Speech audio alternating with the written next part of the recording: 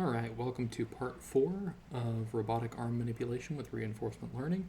We have built at this point a buffer class and our network class, and we're going to go ahead and build a class that contains the agent and the TD3 algorithm. This is going to be a relatively long one, so we may split it up over 2 videos. Let's see. I'm going to create it as td3_torch.py. We will need several imports here. We're going to import OS. We're going to import torch as T. Import torch.nn.functional as F. Import numpy as NP. And then we're going to need both our replay buffer and our actor and critic networks in this class. So we're going to do from buffer import replay buffer, from networks import actor network, critic network, and then we can actually start coding out the agent. So we're going to call it creatively agent for the agent class, and we will start with our init function here, and this takes quite a few parameters. It's going to take an alpha, beta, input dims, tau, env, gamma equals 0.99, an interval to update the actor. So update actor interval.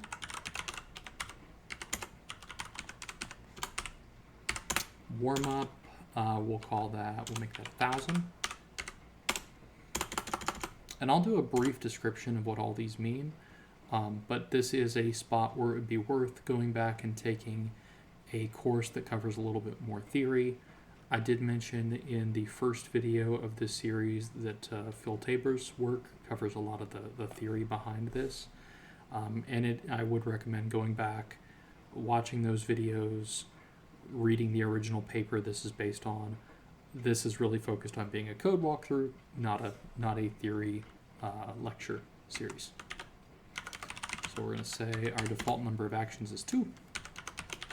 Max size, this refers to the max buffer size, and we're going to make that 1,000,000, which seems to be a pretty good balance of memory use and speed here, or memory use and ability to learn. We're going to call layer 1 size is 256. Layer 2 size is 128. Batch size is, we'll start with 100, and noise equals 0.1.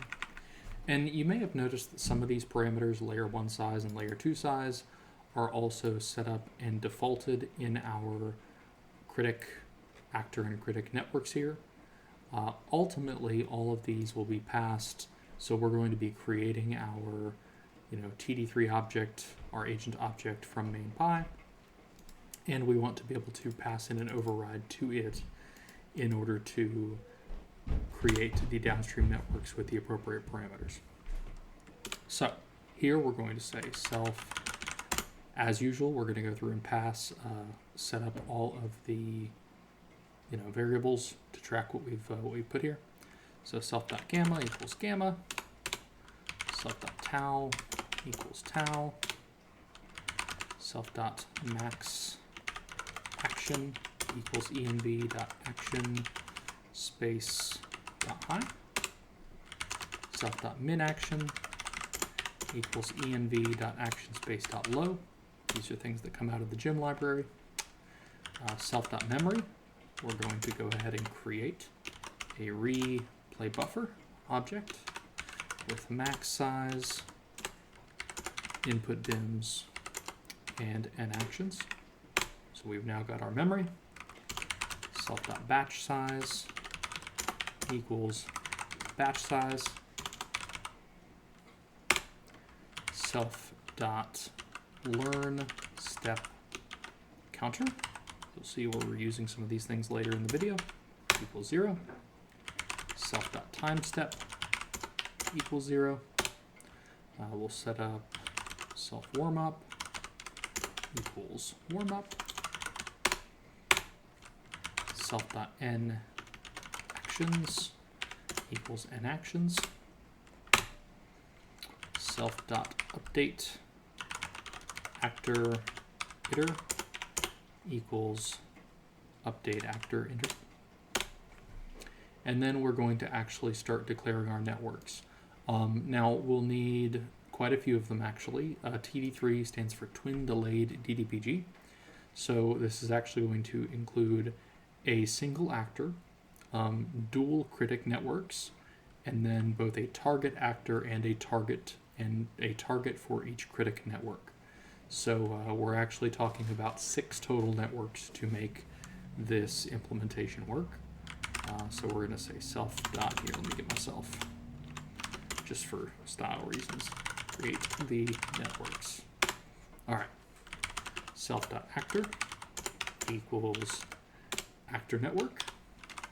Input dims equals input dims. FC1 dims equals layer 1 size. FC2 dims equals layer 2 size. And actions equals n actions. Name equals actor. And learning rate equals alpha.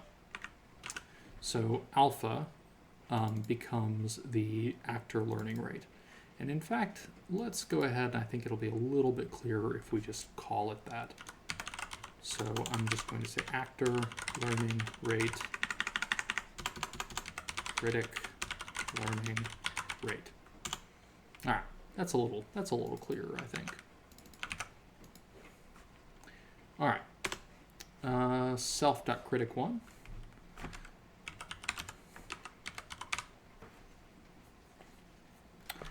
Let's see, underscore 1 equals critic network. And then a lot of these parameters are going to be the same.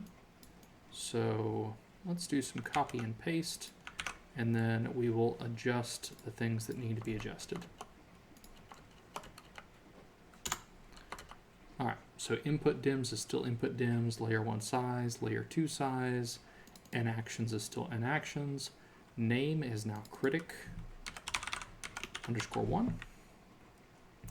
And the learning rate is now the critic learning rate.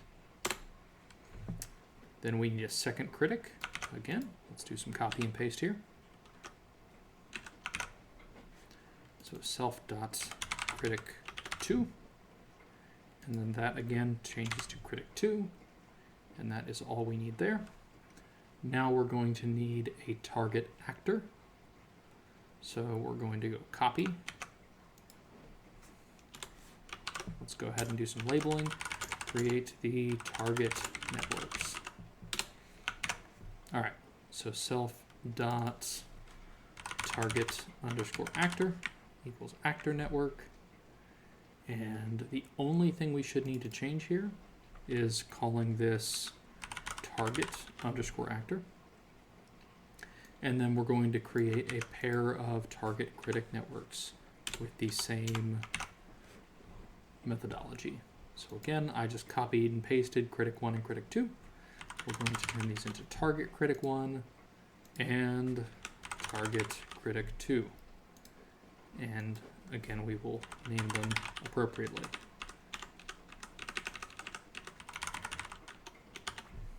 All right.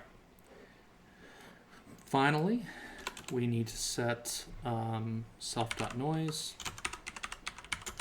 equals noise and self.update network parameters with tau equals 1. All right, and we will need to create that update network parameters method a little bit later. So in fact, let me just go ahead and we're going to define it so it doesn't complain at us. So def update network parameters, self, tal, and I'm just going to put a pass in so we can deal with that a little bit later.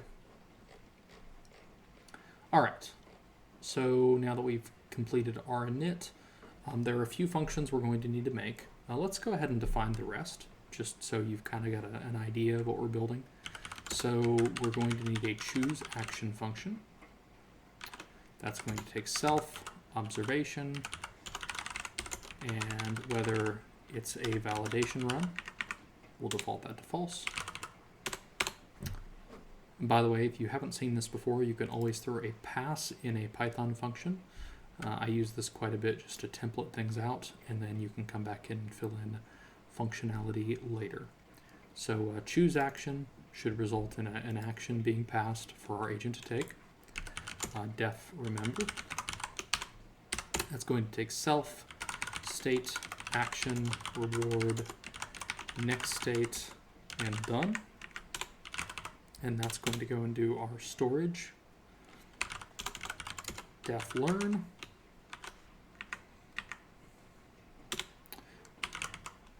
And learn is where a lot of the logic is actually going to be built in to go back and do our learning and model update. Here we're going to have a save models, and that's just going to go and call the save method on all the models. And then here we're going to have the load models, which, I forgot my def statement. Def load models self, and that will do the same in reverse. All right, so those are all the functions we're going to need to build out. Let's start with our choose action here. So if self.timestep is less than self.warmup and validation is false, so in other words, if we're out of the warm-up phase and it's not a validation run, so it is a training run, we are going to say mu is t.tensor, np random.normal, so we're asking for a normal distribution. Scale is self.noise. Size is self.nActions. That comma is important. Don't leave the comma out. And then 2 self.actor.device. So in other words, if we're inside of our warm-up period, it's just going to call some random tensor of actions. And that's just to get the agent a little bit of experience before it starts to try to make decisions. Else state is t.tensor. Observation, dtype, t.float, .2 self.device, self.actor.device. So in other words, we are casting the observation to a tensor of type float, and then we're sending it to our device, which in this case is GPU. And then we're calling the actor. So self.actor.forward state.2 self.actor.device.2, and then that should be all we need. Right, down here, mu prime equals mu plus t.tensor np.random.normal. Scale equals, and I'll explain this in a moment, let's get through typing it. Scale equals self.noise. dtype equals t.float. .2 self.actor.device. As usual, we have to send it to our GPU. Mu prime equals t.clamp.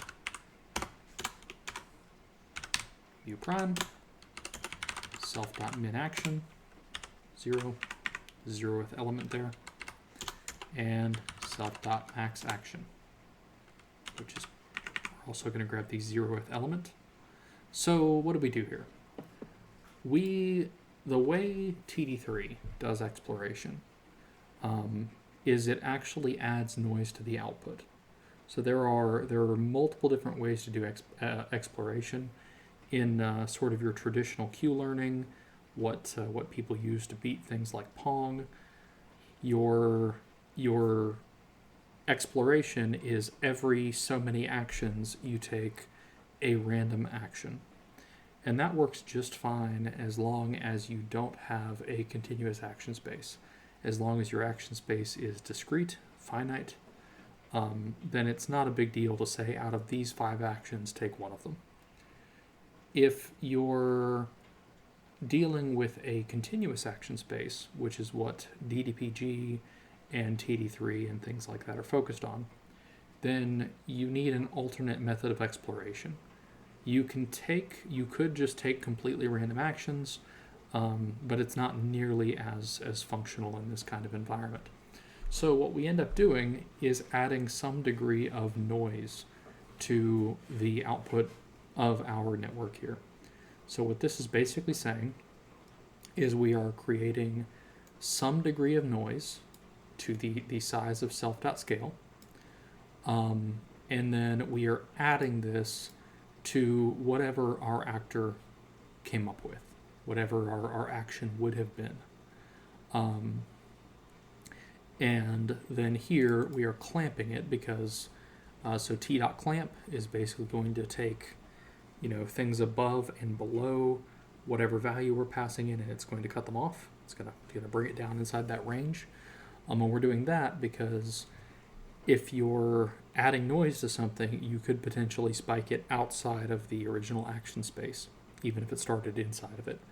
And just to make that action space bit a little bit more concrete, if you can't, move, if you can't feed a joint velocity of more than 50 into a robot joint, in our simulated example here, but with noise it's trying to pass in 55, that's not going to work. So that's what we're doing here with t.clamp. So I've added noise, I've clamped it. I'm going to increment the time step plus equals 1. And then I'm going to return u prime dot CPU dot detach. Yes, there are lots of dots here. Dot numpy. So I'm basically saying I want you to move it to the CPU, detach the results, and convert them to numpy, and that is the value that's going to get passed in or returned. All right, let's move on to our remember function. This one's a lot easier. Because we're basically just wrapping something we already wrote. So this is going to be self.memory.store transition, state, action, reward, next state, and done. All right, so for every pass, we're going to pass this in, and it's going to go store it, and there is no return value at play. All right. Next up is our learn function. So this is where a lot of the meat of the algorithm is going to be. So first thing we're going to do is a check. If self.memory.mem counter is less than self.batch size times 10, then return. And what I'm doing here is I'm basically saying, hey, if you don't have a minimum of 10 times the batch size, so if the batch size is 64, if you don't have a minimum of 640 transitions, then you clearly don't have enough data to learn on, and you should just return and pass. So that's what we're doing here. So if memory is less than batch size times 10, return.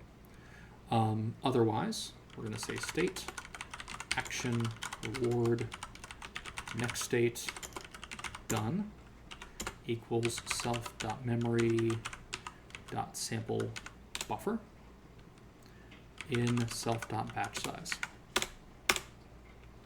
Out of that, we are going to convert them all to tensors. So reward is equal to t.tensor of reward, dtype equals t.float.2, self.critic1.device. And as usual, it's very important to make sure that we're sending everything to the appropriate device for these things to work properly. So I'm going to do the same thing here. Done is t.tensor done to self.critic1.device. Next state is equal to, let's see. Nope, we don't want to, let's see, rewards.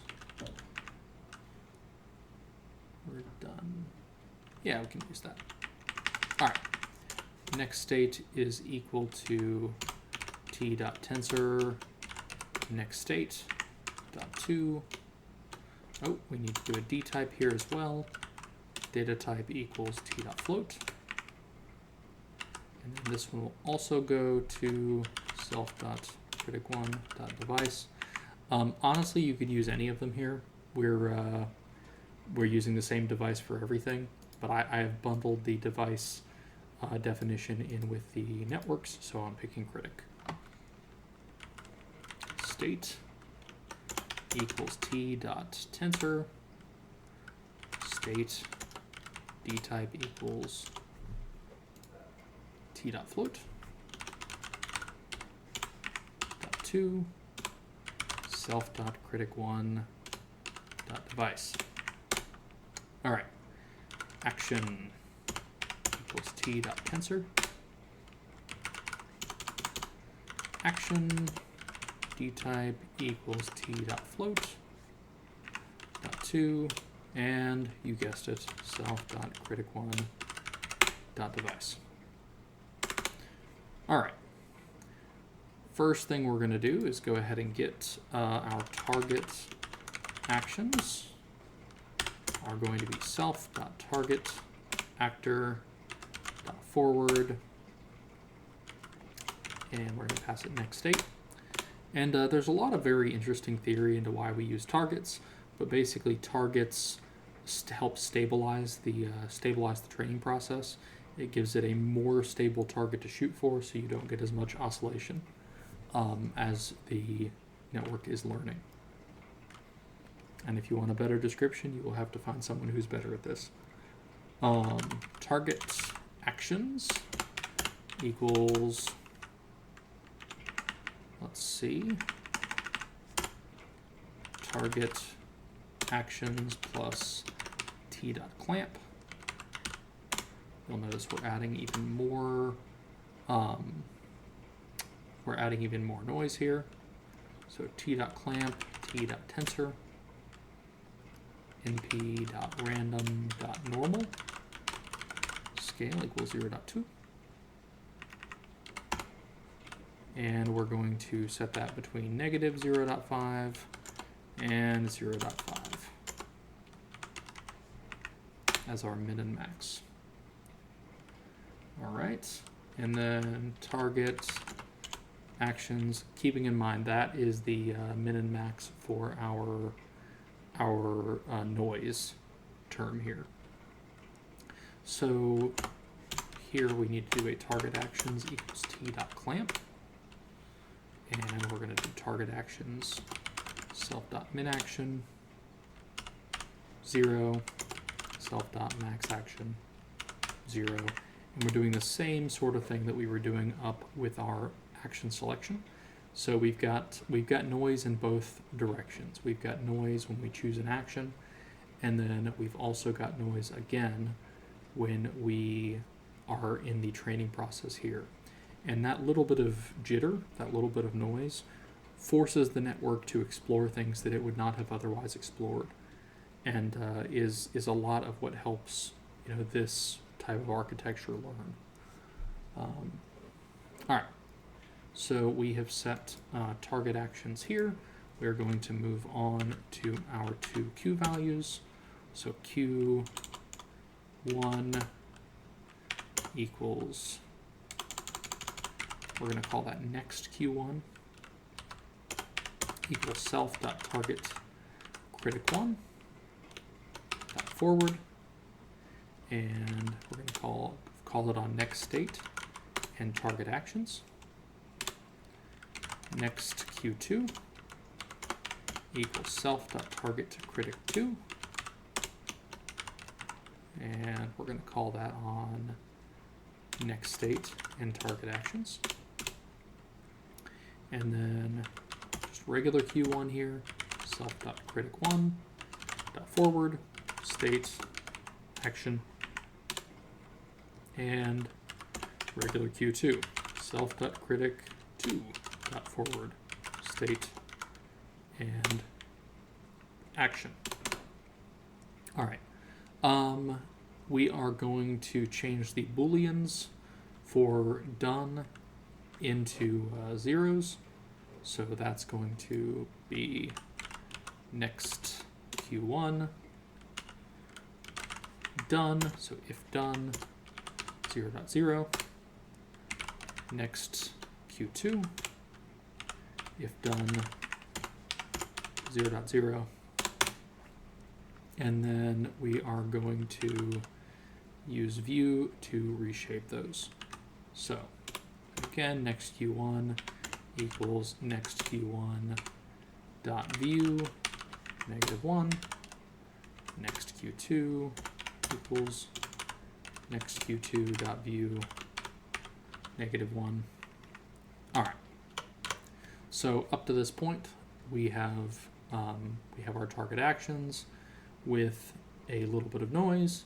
We have captured the target and regular critic networks idea of the value of states.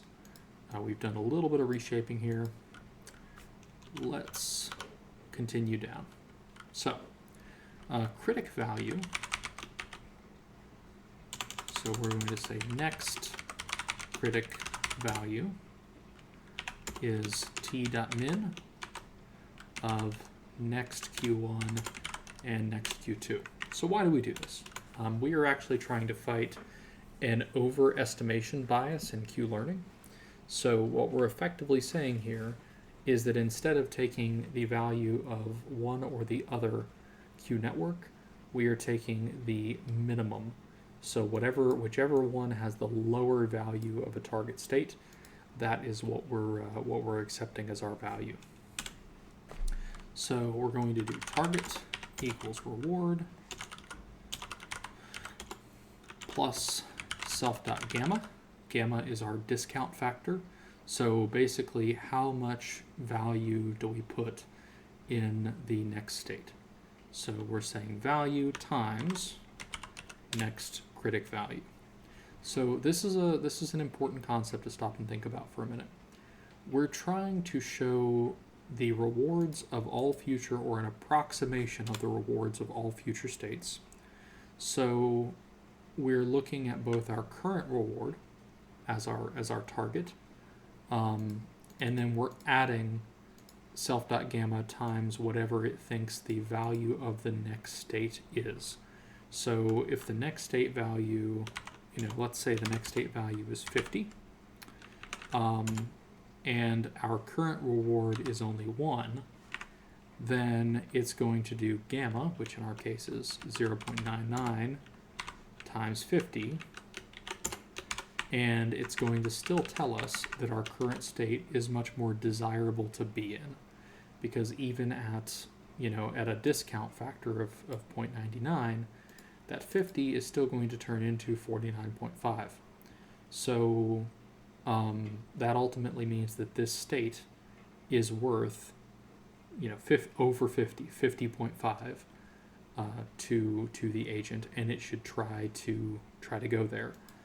This is a really useful concept because it means that even if the ultimate reward is reaching, in our case, reaching the door and grabbing the handle and opening it, it's going to understand as it explores the environment, which things were valuable, and then it's going to understand as it gets closer to that state, to that event, that those events closer to it are more valuable, even though the event itself has a very low reward. So this is a really important concept both in what we're doing now and in just anything that uses Q-learning. So, all right, moving on. We're going to do some reshaping. Target equals target.view self.batch size 1. And then we're going to zero out the optimizers. So critic1.optimizer.zeroGrad self.critic2.optimizer.zeroGrad Q1 loss is going to be the mean squared error loss between the target and the value of Q1. So again, if you look at the target is the actual current reward plus the next critic value, then the current critic should be close to that. The critic is trying to predict the value of the state. So the critic should be able to predict the value of the state as the reward plus the next critic value. So the loss is the mean squared error between target and Q1 here. So we're going to do Q2 loss equals f.mse loss target Q2. So critic loss equals Q1 loss plus Q2 loss, and then we're going to do critic loss dot backwards, which is what actually does the back propagation. And to finish that up, self.critic1.optimizer.step and self.critic2.optimizer.step. And then we will increment our learn step counter by 1. All right. At this point, we had our actor interval. So we said we only wanted to optimize the actor every so often. So what we're going to say here is if self.learn step counter modulus self.update actor enter is not equal to 0, then return. So if you recall, the modulus operator here is basically going to say it's a remainder. So basically, if our actor interval is 2, then every even step, it's going to come up with a 0, and it's going to exit out. I guess you could have also done equal to 0 as well as not equal to 0 for something like that, but that's what this is. That's what this is giving us. Is every other iteration, assuming we set that iter to 2, it's going to drop out at this point and go no further. All right. So finally, we get to updating the actor optimizer. So we're going to do self.actor.optimizer.zeroGrad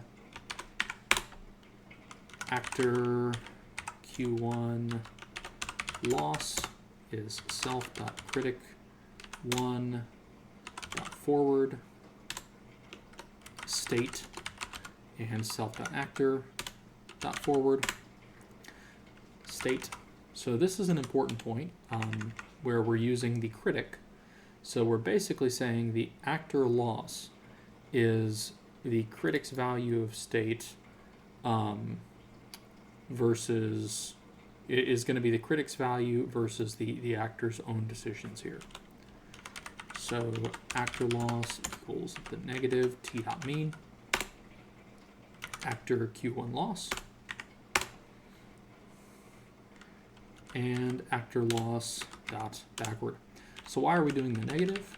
We are doing the negative because this is by default going to do gradient descent. It is trying to find the minimum. And we actually wanted to do gradient ascent. We wanted to maximize this value, so we are doing the negative.